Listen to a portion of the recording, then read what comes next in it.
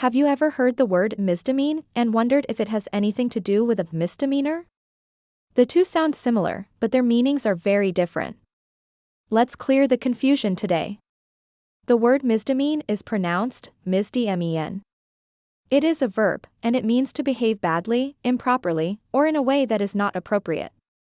In simple English, if someone misdemeans themselves, they act in a rude, dishonest, or unacceptable way.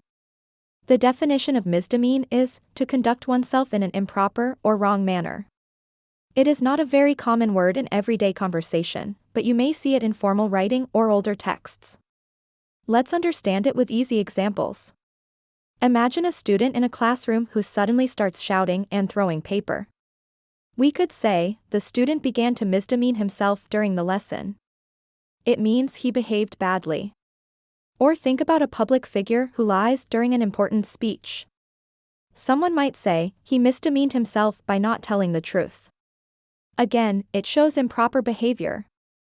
Now let's look at some synonyms of misdemean. Misbehave. Act up. Misconduct oneself. Behave badly. Disgrace oneself. For example, instead of saying, he misdemeaned himself, you could say, he misbehaved at the event. What about antonyms, words with opposite meanings? Behave properly. Act respectfully. Conduct oneself well. Behave honorably.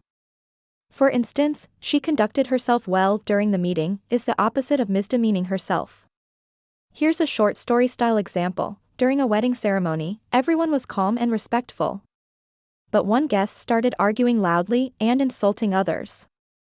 People later said he had misdemeaned himself at the wedding. His actions made others uncomfortable. So remember, misdemean is a verb that describes improper or bad behavior. It focuses on how someone acts, not on a legal crime like a misdemeanor.